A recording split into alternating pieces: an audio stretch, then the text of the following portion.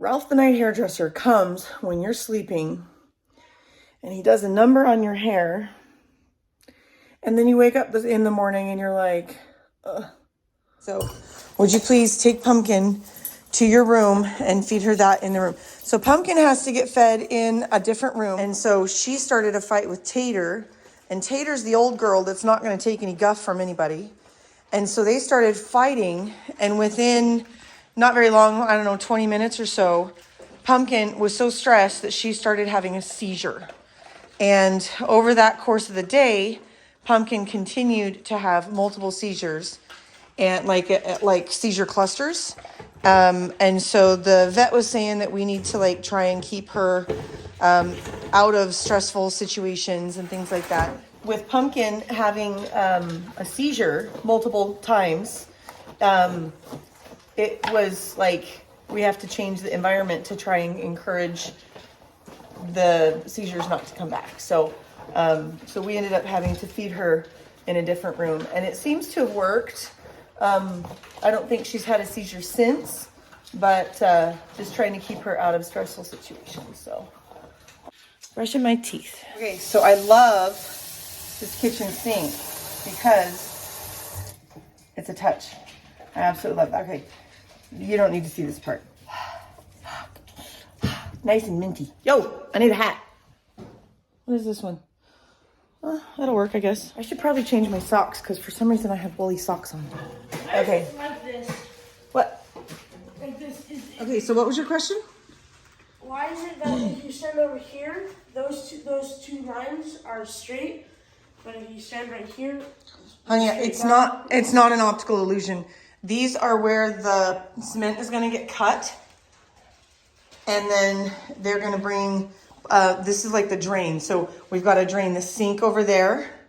And we have to drain, they're going to take out this entire section because there's no point in cutting the toilet over here and the tub over there and only having like a foot of cement in between. So they're just going to cut that whole section for the tub and the toilet.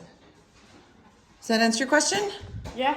Okay, let's see if Pumpkin's done with her breakfast. Look at this. Pumpkin, did anybody else leave anything? Amalie, you're right here. Say hi to YouTube. Good morning, YouTube. So, hey, where'd Adrian go? She's in there. Adrian's back there. So anyway, so here's the news. Yeah? We're moving out. What? We have to get into a hotel. For the house We renovation? lost the sink in the bathroom, the wall, the door won't close anymore because it's fallen off the hinges. And then what? Just come back all day, every day? Well, we're gonna have to come back and take care of the horses and Yeah. feed the dogs and Wow. you know, that type of stuff. So it's gonna be crazy. Wow. But yeah. So anyway, did you go on? One life. I know, right? Yeah, I did. Did you go subscribe? Oh yeah. Subscribe, guys. Subscribe, guys. It's gonna be worth it. There's always something going on around here. Always. So always. When I was a kid, my twin brother decided for senior skip day, he was going to bring all of the kids at school that had a truck to our pasture. Cool. And we have like 40 acres out there. And it kind of has hills like this. And so there was dry spots and muddy spots and things.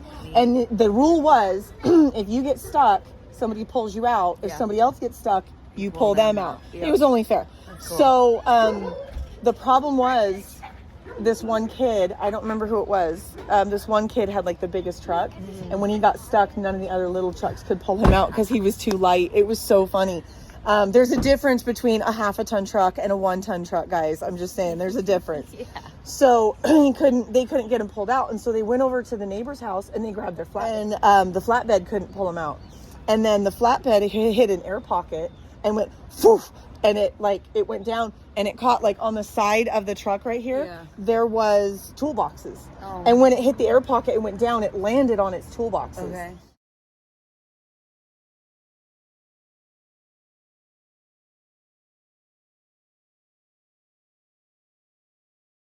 And so they're like, well, crap, how are we going to get this thing out? So they went to another neighbor's house and they got a cat excavator thing, you know what I mean? And they were thinking they were just going to pull it out like that. And the excavator got stuck. Oh my. And so pretty soon, like all these kids are having to call their parents going, can you come and get me? So we ended up calling a tow truck. and he had to lash himself to a telephone pole on the road so that he wouldn't get tugged, you know, as he was pulling these things out. We pulled this kid's Jeep out, and it was like up to here on the door, filled with mud and water.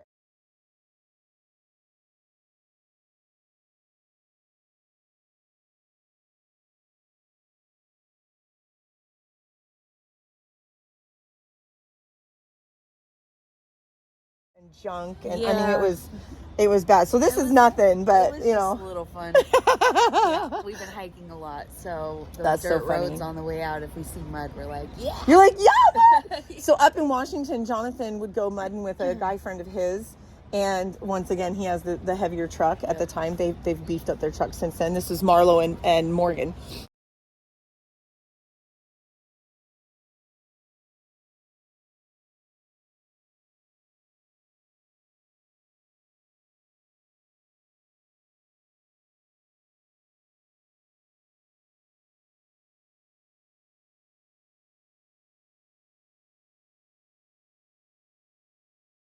And I'm sitting at home, and they're gone for like 8 hours, 10 hours, 12 hours. And I finally call him. I'm like, where are you? And he's like, I got the truck stuck and we're trying to get it out.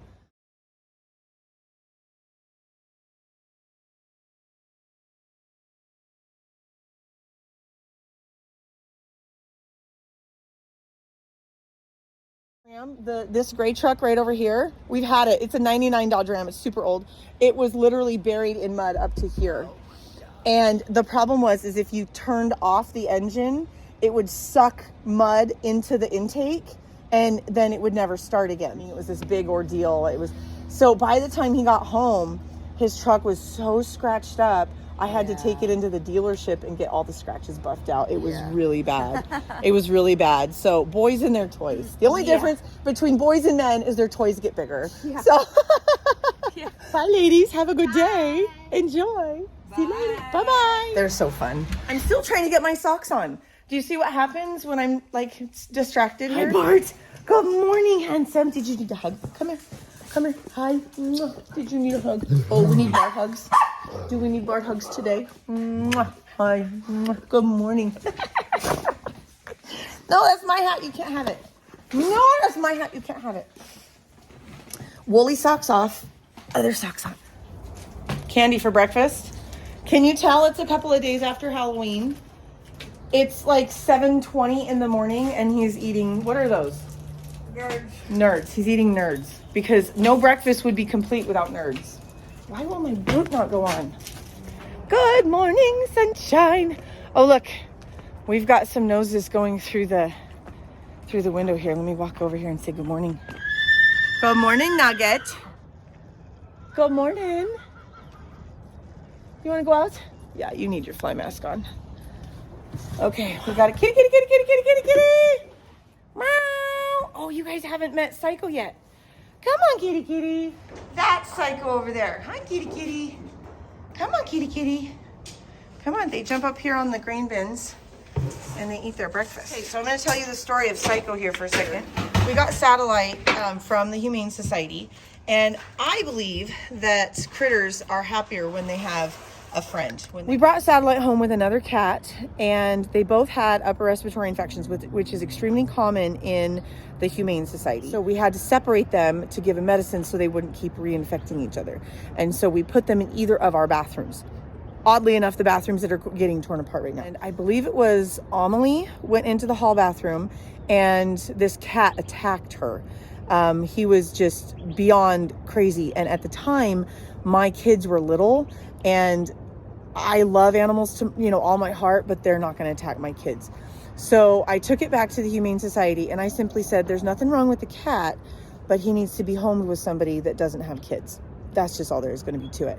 And so I ended up trying to find another cat. I ended up getting Psycho. He was with a litter of kittens. Their mom had gotten hit by a car. He brought him into the Humane Society. They had to be fostered out in order to be like bottle fed by their foster mom. I said, don't even put him in the kennel. I want to take him home right now. Once he was neutered, I brought him home. And by that time, Satellite was over her respiratory infection. And so I put them together, and Satellite pretty much raised Psycho. But they would sleep all day, and we would go to bed, and they would run. They would like bounce off our bed and like this, you know, run over our heads all night long. And so we called Psycho because he was acting psycho, and it kind of fit. So anyway, okay, Doug is letting us know that it is time for food. Get busy. I want food. All right, let's go get ponies. We need a halter, unless they have a fly mask on. She don't have a fly mask on. Where'd your fly mask go?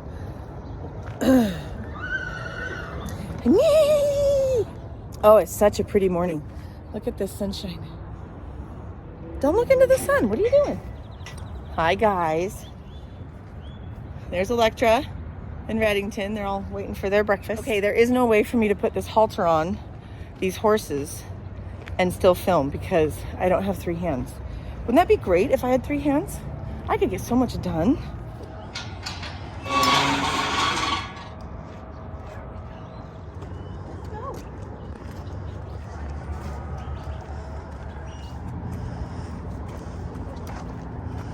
Look at these two. Okay, go ahead.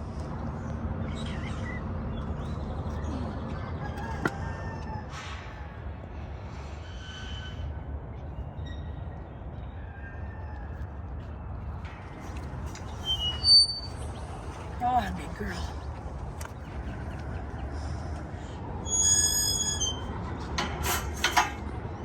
All right, who's next? Hi. Rope's down here. Were you guys like trying to rope each other last night or something? Maybe. Maybe? I knew it. Like you didn't put all my ropes away. I'm coming for you, Douglas.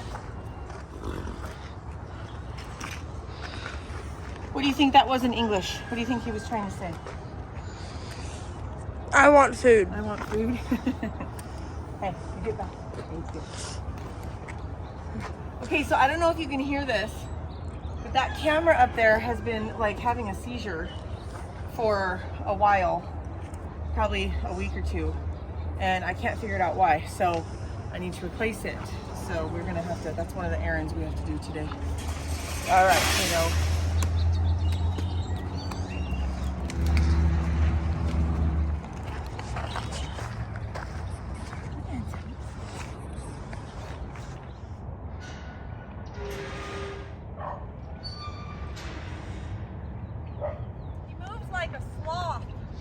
He's one of the tougher ones to grab since all he wants to do is stop to eat food on the way. To move, please leave me alone. Nope, nope, nope.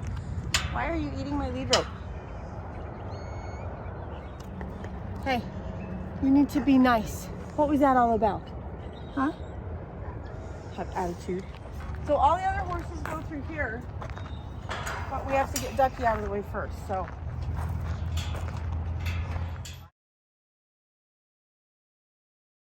Okay, I think I found Reddington's fly mask.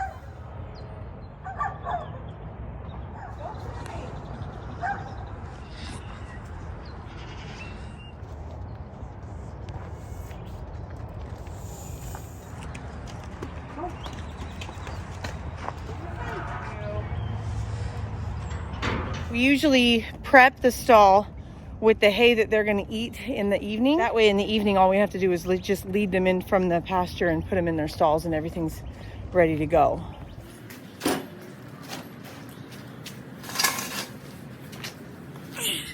Okay, this is a really cool trick. If you don't have a knife to open a bale, if you wrap the string around the strings that are in the bale and then just saw back and forth, the friction will break the string.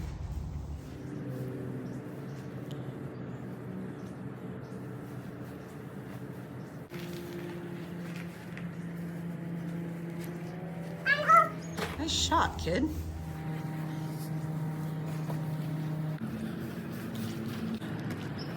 Come on, Tilly girl.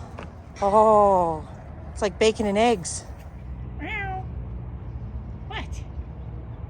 What are you doing over here? Are you playing with that weed?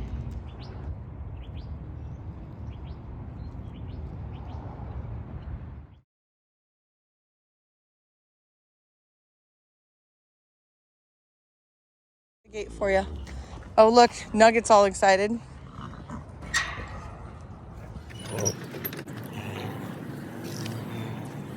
Yeah, it kind of fell apart, huh? Ducky's like, my food.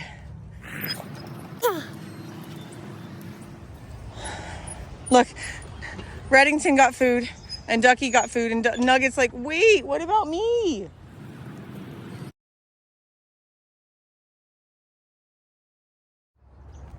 Nugget, come on. Come on, Nug. Good boy. This is my handsome boy.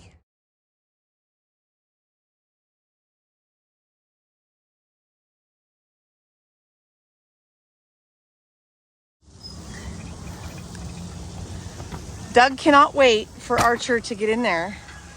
Wait, I'm coming in. Look at this. He has to eat out of the server's platter. I'm the best chef ever. Apparently. Hey, Miko, you can't eat off of that pile. No, Miko, come on. You need to get off the pile. Come on, go.